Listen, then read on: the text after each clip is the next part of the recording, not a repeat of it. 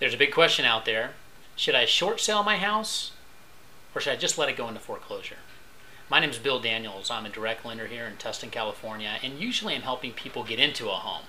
But reality is reality, and right now there's a lot of people out there that are faced with that tough decision to walk away from their home. And you want to be able to do what will have the least negative effect on you financially in the long run. Now briefly, the difference between a short sale and a foreclosure. A short sale is you have control of selling your house. It's just like a normal sale, but when you go to sell the home, you have to get permission and get qualified by the lender that currently holds your loan to be able to sell your home for less than what you owe the bank. Now a foreclosure, on the other hand, is you do nothing. You don't try to sell your house, you don't do anything, it just goes through the normal process, and ultimately the bank repos your house. Now the three most common questions as far as the difference between a short sale and foreclosure are: what does it do to my credit? How soon can I buy a home after one of these events happens? And what are the tax implications? So let's first of all quickly talk about credit.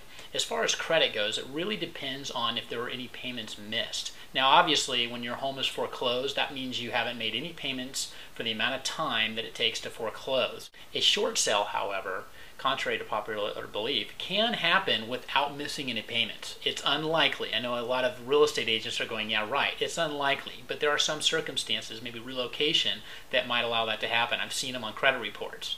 So that will affect the difference on your credit if there were any late payments or not. The big question is, how soon can I get into a new house after I've had a short sale or a foreclosure on my credit?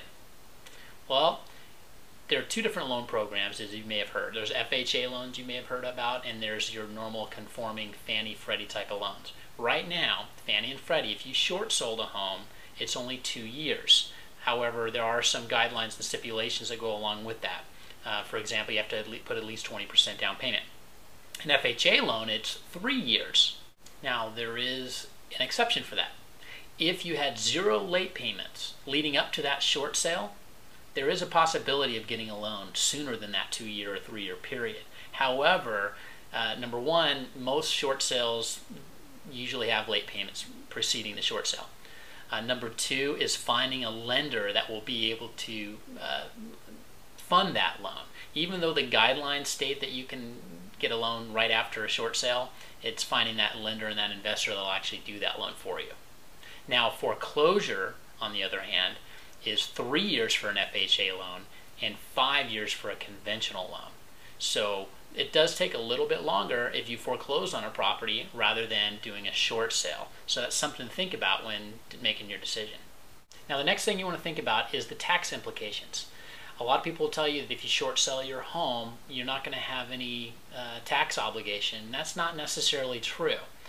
So what you do want to do is talk to your CPA and talk about both federal and state taxes, because there is mortgage debt relief. There's a publication with about 24 pages long that can go into detail as far as your tax implication. The question is, will that cause a taxable event for you specifically? So let's recap real quickly. Short sale. You have control of the home and being able to sell the property just like any other sale. As far as credit go, typically your credit will not be damaged as much as a foreclosure, depending on how many late payments that you've had. Number three, you're not going to have a foreclosure on your record. Number four, when you go to purchase a home in the next 2 years, if you have good credit and you've established a higher credit score at that point, you may be eligible to get a loan in the next 2 years.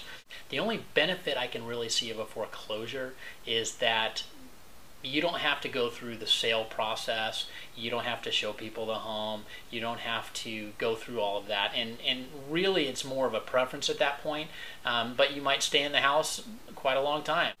Now there are so many other questions that you might have regarding the short sale versus foreclosure. I understand that I'm not going to cover everything there has to cover in this short video. As a matter of fact, there could be a whole nother video on qualifying for a short sale.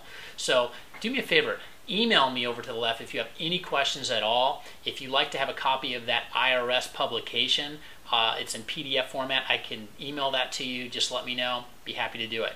Thank you so much for watching, and I look forward to talking with you soon.